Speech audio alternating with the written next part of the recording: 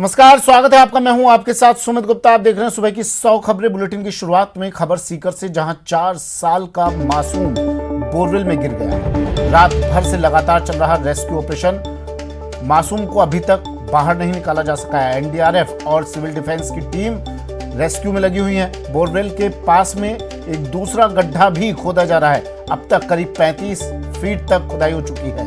करीब 50 फीट पर ये मासूम बच्चा अटका हुआ है। अभी तक मासूम गुड्डू सकुशल बताया जा रहा है। कैमरे से उसकी हर हलचल पर नजर रखी जा रही है। ऑक्सीजन पहुंचाई जा रही है 50 फीट नीचे तक। घटना सीकर जिले के खाटूश्याम जी थाना इलाके के सरपंच वाली ढाणी की है। गुड्डू को बचाने के लिए रेस्क्यू टीम मौके पर पहुंच चुकी है, मौके पर पहुंची और तमाम अब अभियान चलाया गया। हर संभव कोशिश की जा रही है उस बच्चे को, इस मासूम को, गुड्डू को बाहर निकालने की। मौके पर जिला प्रशासन के आला अधिकारी पहुंच चुके हैं। मासूम को बचाने के लिए रेस्क्यू ऑपरेशन लगातार जारी। बच्चे तक ऑक्सीजन पहुंचाई जा रही है। 50 फीट गहराई पर बताया जा रहा है बच्चा फंसा हुआ है और 50 फीट गहराई पर ऑक्सीजन पहुंचाई जा रही है। इसके साथ साथ टेक्निकल एक्सपर्ट की टीम भी मौके पर है। दरअसल 4 साल का गुड्डू अपने ही खेत के बोरवेल में खेलते वक्त गिर गया और अब वो बोरवेल में जिंदगी की जंग लड़ रहा है।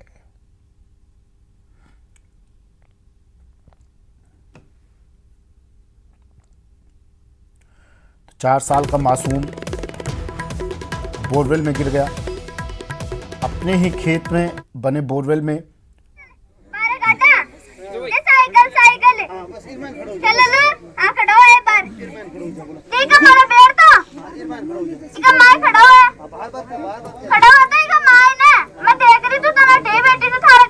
पानी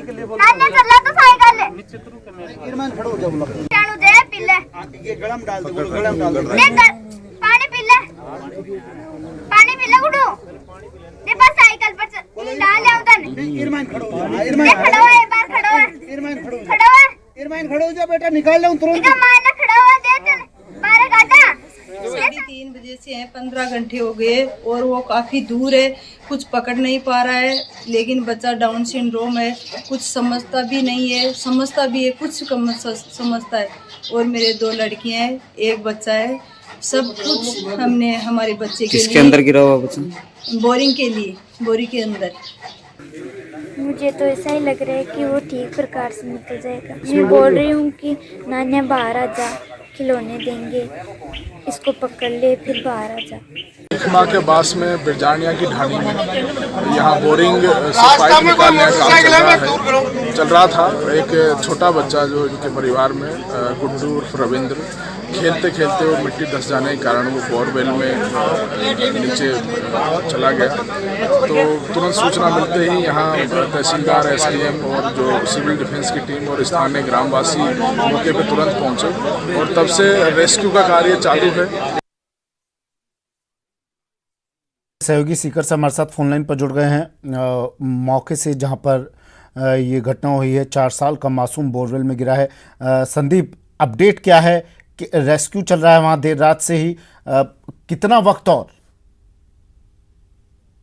मैं चाहूंगा कि जो प्रशासन का जो रेस्क्यू है वो रात भर जो खड्डा खुदाई का काम चल रहा था, तकरीबन 38 फीट के आसपास अभी की जो है वो खुदाई हो चुकी है और बच्चा 50 फीट के आसपास बताया जा रहा है। तो इसमें तकरीबन 3 से 4 घंटे का समय और लगने की जो बात प्रशासन कह रहा है। लेकिन 3 तरीके से एक साथ रेस्क्यू ऑपरेशन चलाया जा रहा है। सुमित, एक दूसरी जो एनडीआरएफ के कुछ इक्विपमेंट है वो बोरवेल में भेजे जा रहे हैं और उसके साथ प्लास्टिक की जो बकेट है उनको भेजा जा रहा है।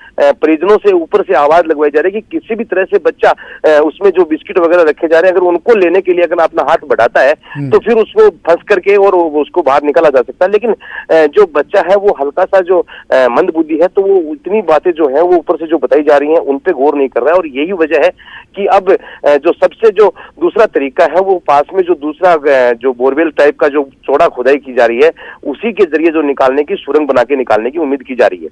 जी सुमित, 50 फीट नीचे तक बच्चा फंसा हुआ है, उस तक आवाज पहुंच पा रही है उसके परिजनों की? क्योंकि तस्वीरें अभी हम देख रहे थे, वीडियो सुन रहे थे, अभी वहां तक आवाज पहुंच पा रही है और किस तरह से उस तक खाने पीने की चीजें पहुंचाई जा रही है?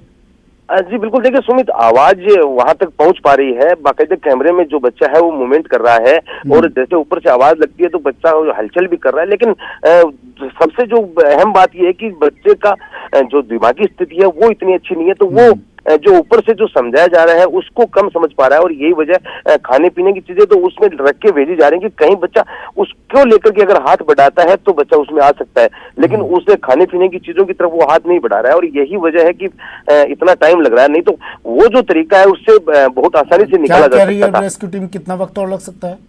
देखिए, एनडीआरएफ और सिविल डिफेंस की जो टीम है उनका ये मानना है कि 38 फीट के आसपास अभी खुदाई हुई है, तो अभी तो 12 से 13-14 फीट तक, क्योंकि उससे ज्यादा खोदना पड़ेगा, जहाँ पे बच्चा है उससे ज्यादा खोद के फिर जो टनल बना के निकालना पड़ेगा, तो अभी वक्त तो लगेगा। लेकिन सबसे राहत की बात यह है सुमित कि बच्चा जो है वो पूरी तरह से सकुशल है, सुरक्षित है, और नीचे जो जगह भी मिली हुई है तो उसमें बैठने में भी दिक्कत नहीं है। जी ठीक है, शुक्रिया संदीप, नजर आप बनाए रखिएगा, अपडेट आपसे लेते रहेंगे। सीकर से सहयोगी संदीप हुड्डा हमारे साथ फोनलाइन पर जुड़े। 50 फीट पर ये मासूम बच्चा अटका हुआ है जिसकी तस्वीर आप देख रहे हैं टीवी स्क्रीन पर, और अब इसे बाहर निकालने की कवायद जद्दोजहद जारी। सीकर के खाटू श्यामजी इलाके में बोरवेल में गिरे मासूम को तकरीबन 16 घंटे से ज़्यादा का समय हो चुका है, लेकिन अभी तक बाहर नहीं निकाला जा सकता है। कल शाम से ये जो रेस्क्यू ऑपरेशन है वो शुरू हुआ था, और आप हमारे पीछे देख सकते हैं कि किस तरह से जो एनडीआरएफ है, सिविल डिफेंस की टीम है, वो लगातार खुदाई में लगी है। बोरवेल के पास में ठीक नज़दीक दूसरा जो है वो गड्ढा खोदा जा रहा है, और उसके बाद सुरंग से जो है उसे वापस निकाला जाएगा। इसके साथ साथ एक दूसरा तरीका भी जो अपनाया जा रहा है, परिजनों से आवाज़ लगवाई जा रही है और कुछ प्लास्टिक की जो बकेट हैं वो भेजी जा रही है, लेकिन उसमें जो है वो मासूम नहीं फंस रहा है। और कल शाम से जो है वो दोनों तरीकों के साथ जो रेस्क्यू ऑपरेशन है वो चल रहा है। हमारे साथ अतिरिक्त जिला कलेक्टर धारा सिंह मीणा है। सर, किस तरह के प्रयास किए जा रहे हैं और क्या समस्या आ रही है? ये बच्चा करीब 52 फुट की नीचाई पे फंसा हुआ है। लगातार हम कैमरे के जरिए मॉनिटरिंग कर रहे हैं। बच्चा अभी स्वस्थ है, सुरक्षित है। उनके परिजनों के जरिए अंदर उन तक आवाज़ पहुंचाई जा रही है, और जो एनडीआरएफ की टीम, एसडीआरएफ की टीम, सिविल डिफेंस, पुलिस वगैरह यहाँ सभी मौके पर सारी रात से काम कर रही है। हमारी कोशिश है कि बच्चा जो एनडीआरएफ के इक्विपमेंट है उनमें अगर किसी तरह से आ जाए तो उसको सुरक्षित बाहर निकाल लें।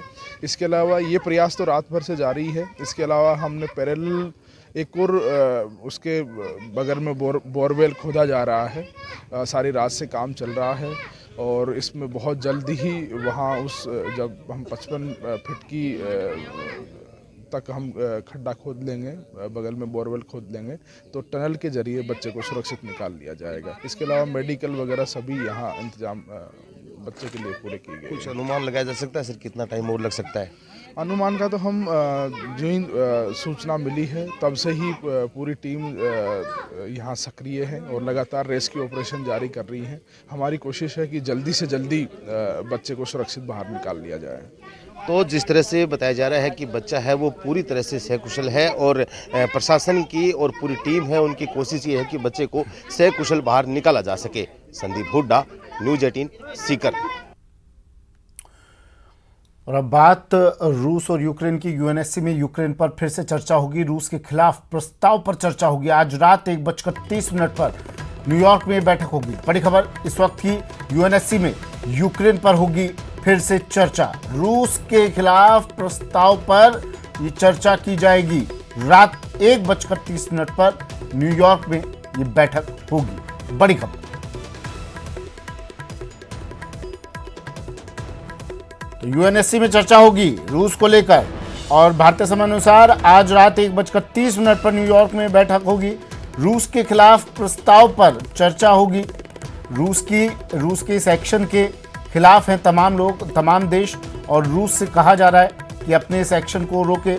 भारत के प्रधानमंत्री नरेंद्र मोदी से भी यूक्रेन ने अपील की है। यूक्रेन के विदेश मंत्री ने अपील की, राजनयिक ने अपील की कि आप बात कीजिए, और इसके मायने भी यही कि रूस किसी की नहीं सुन रहा है, आपकी मान ले।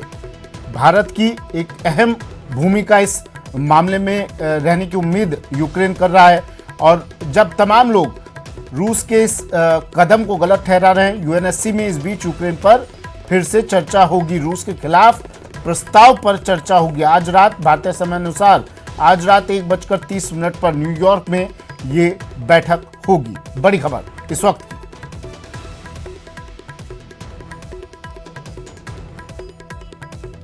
रूस और अमेरिकी विदेश मंत्रियों से भी बातचीत की जा रही है। विदेश मंत्री जयशंकर ने बात की, फोन पर बातचीत हुई है। पहले रूस फिर अमेरिका के विदेश मंत्री से बातचीत हुई। रूस के विदेश मंत्री लावरोव से भी यूक्रेन पर चर्चा हुई। भारत ने वार्ता और कूटनीति से आगे बढ़ने पर जोर दिया। भारत अमेरिका विदेश मंत्रियों की फोन पर बातचीत हुई। यूक्रेन पर रूस के हमले को लेकर चर्चा की गई। अमेरिकी विदेश मंत्रालय ने यह बात कही। अमेरिकी विदेश मंत्री ब्लिंकन ने रूस के आक्रमण की निंदा करने और तत्काल युद्ध विराम का आह्वान करने के लिए एक मजबूत सामूहिक प्रतिक्रिया के महत्व पर जोर दिया है।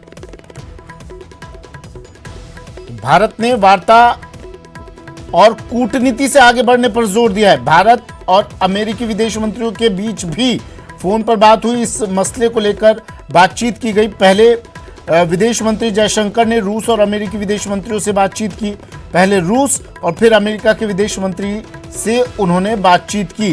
रूस के विदेश मंत्री लावरोव से भी यूक्रेन पर चर्चा विदेश मंत्री जयशंकर ने की।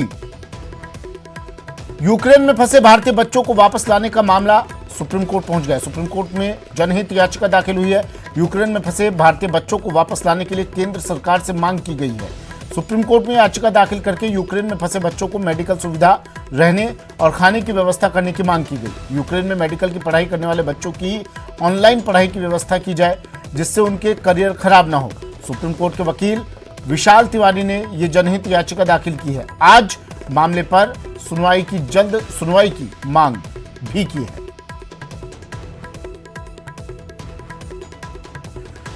सुशील पांडे मेरे सहयोगी हमारे साथ फोन लाइन पर जुड़ गए हैं दिल्ली से। सुशील, सुप्रीम कोर्ट में अभी मामला, लेकिन केंद्र सरकार तो लगातार पहल कर चुकी है वहां से स्टूडेंट्स को लाने के लिए। जी देखिए, कई ऐसे राज्य हैं जहां के अभी भी जो बच्चे हैं वो यूक्रेन में फंसे हुए हैं। चाहे वो मध्य प्रदेश की बात करें या राजस्थान की बात करें या यूपी की बात करें, तो तमाम छात्रों के जो वीडियो आ रहे हैं सोशल मीडिया के थ्रू, जिसमें अपनी फैमिली से और भारत सरकार से वापस लाने की मांग की जा रही है और लगातार भारत सरकार इस दिशा में काम कर रही है, उसको लेकर ही जनहित याचिका लगाई गई है कि इस पूरे मामले में सुप्रीम कोर्ट इंटरवीन करे और केंद्र सरकार को ये निर्देश दे कि तमाम जो यूक्रेन में भारतीय छात्र फंसे हुए हैं उनके मेडिकल की व्यवस्था, रहने की व्यवस्था, हॉस्पिटैलिटी, इन तमाम व्यवस्थाओं को वो देखे, क्योंकि ये जिम्मेदारी कहीं ना कहीं यूक्रेन में जो इंडियन एम्बेसी है उनकी है, क्योंकि 2000 से ज्यादा जो छात्र हैं वो अभी भी यूक्रेन में फंसे हुए हैं और लगातार भारत सरकार की जो नजर है वो बनी हुई है। लेकिन सुप्रीम कोर्ट में मामला पहुंचा इसलिए है क्योंकि इस पूरे मामले में कई ऐसे परिवार हैं जो ये मांग कर रहे हैं कि भारत सरकार इस दिशा में कहीं ना कहीं कार्रवाई करने में देरी कर रही है और इसीलिए मामला सुप्रीम कोर्ट पहुंचा है। हालांकि ये भी मांग की गई है सुमित याचिका में कि तमाम जो वहां पर एमबीबीएस कर रहे छात्र हैं वो अगर वापस उनको भारत लाया जाए तो उनकी स्टडी पर कोई फर्क ना पड़े, इसके लिए वो ऑनलाइन परीक्षा जो है, वो ऑनलाइन जो स्टडी है वो यूक्रेन से करते रहे ताकि उनका जो आने वाला करियर है वो खराब ना हो। लेकिन सबसे महत्वपूर्ण बात है कि उनकी हॉस्पिटैलिटी, उनको वापस लाने की जिम्मेवारी और साथ ही साथ उनके फूडिंग और रहने की व्यवस्था जो है वो भारत सरकार वहां पर सुनिश्चित करे, क्योंकि ये भारत सरकार की जिम्मेदारी है। वो भारतीय छात्र हैं और उनको जल्द से जल्द इवैक्यूएट करने के लिए भी ये याचिका लगाई गई है। आज इस याचिका पर जल्द सुनवाई की मांग भी की जा सकती है, क्योंकि कहीं ना कहीं इस पूरे मामले में कई राज्यों से जो मुख्यमंत्री हैं उनके भी सवाल केंद्र सरकार से सीधे तौर पर खड़े किए गए हैं कि आखिर उन छात्रों को लाने के लिए केंद्र सरकार की तरफ से कदम क्या उठाया जा रहा है। और अब जब मामला देश की सबसे बड़ी अदालत पहुंच गया है तो निश्चित रूप से इस पूरे मामले में ऑन रिकॉर्ड जब सुनवाई होगी सुप्रीम कोर्ट में सुमित, तो सरकार बताएगी कि उनकी तैयारी क्या है, उन तमाम छात्रों को लाने के लिए उनके तरफ से प्रयास क्या किया जा रहा है। ठीक है, शुक्रिया सुशील तमाम जानकारी के लिए। सुशील पांडे मेरे सहयोगी दिल्ली से हमारे साथ जुड़े। यूक्रेन में फंसे भारतीय बच्चों को वापस लाने का मामला सुप्रीम कोर्ट पहुंच गया है। सुप्रीम कोर्ट में जनहित याचिका दाखिल की है। भारतीय बच्चों को वापस लाने के लिए केंद्र सरकार से मांग की गई है। हालांकि केंद्र सरकार की तरफ से तमाम एहतियातन कदम उठा लिए गए हैं। कई भारतीयों को वापस लाया जा रहा है और बता भी दिया है कि किस किस वक्त पर एक वहाँ पर एम्बेसी भी वहाँ पर बनाई गई है और बताया गया है कि किस किस यूक्रेन रूस की सीमा पर ये बनाई गई है और बताया गया है कि किस किस वक्त पर वहाँ से लाया जाएगा। लेकिन इस बीच जनहित याचिका ये सिर्फ यूक्रेन में मेडिकल की पढ़ाई करने वाले बच्चों की ऑनलाइन पढ़ाई की व्यवस्था की भी बात इस याचिका में की गई है। एक और बड़ी खबर आ रही है, जेईई एडवांस परीक्षा की तारीख घोषित हो गई। 3 जुलाई को जेईई एडवांस परीक्षा होगी। 8 जून से परीक्षा के लिए रजिस्ट्रेशन शुरू हो जाएंगे। आईआईटी मुंबई की ओर से यह परीक्षा आयोजित होगी। बड़ी खबर इस वक्त।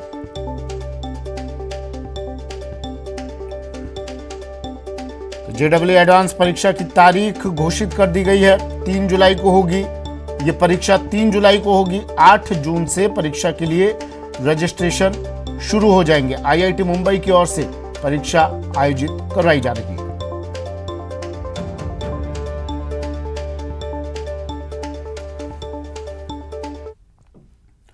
सीकर जिले के रींगस खाटू श्याम जी सड़क पर स्थित लाखनी टोल प्लाजा पर टोल कर्मियों से मारपीट और वहां खड़ी श्रद्धालु की गाड़ी में तोड़फोड़ करने का मामला सामने आया है। इस घटना का सीसीटीवी वीडियो सामने आया है, जिसके बाद ये वीडियो सोशल मीडिया पर जमकर वायरल हो रहा है। पुलिस के अनुसार झुंझुनू निवासी सुरेंद्र कुमार जांगीर ने खाटू श्याम जी टोल प्लाजा पर तोड़फोड़ का मामला दर्ज करवाया। आरोप है कि लाखनी निवासी शिवराम जटराणा आते ही तोड़फोड़ करने लग गया। उसे रोकने के लिए टोलकर्मी बलराम आया तो आरोपी ने बलराम के सिर पर हमला कर दिया, जिसके बाद वो घायल हो गया।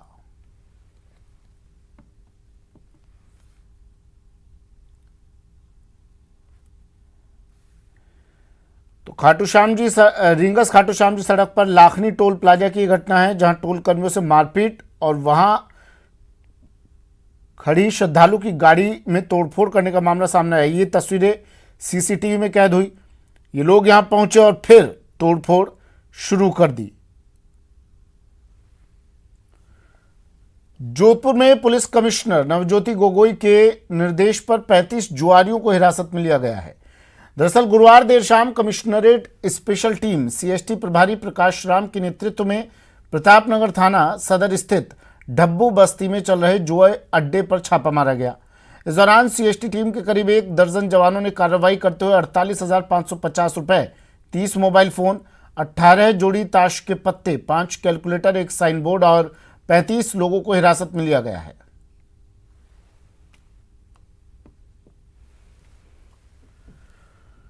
बाड़मेर जिले के सिणधरी थाना क्षेत्र के अरनलियाली गांव में शराब के ठेके पर शराब लेने गए युवक की सेल्समैन के साथ बहस हो गई। देखते ही देखते बहस मारपीट में तब्दील हो गई। विवाद को बढ़ता देखकर आसपास के शरारती तत्वों के साथ ग्रामीण भी पहुंच गए और सेल्समैन के साथ मारपीट कर दी और शराब के ठेके को आग के हवाले कर दिया। घटना की जानकारी मिलने पर पुलिस मौके पर पहुंची। पुलिस के मौके पर पहुंचने पर ग्रामीणों और शरारती तत्वों ने पुलिस पर भी पथराव किया, जिसमें कुछ पुलिसकर्मी चोटिल हुए हैं। बवाल बढ़ता देखकर भारी संख्या में पुलिसकर्मी पहुंचे और मौके से हमलावरों को हिरासत में ले लिया है।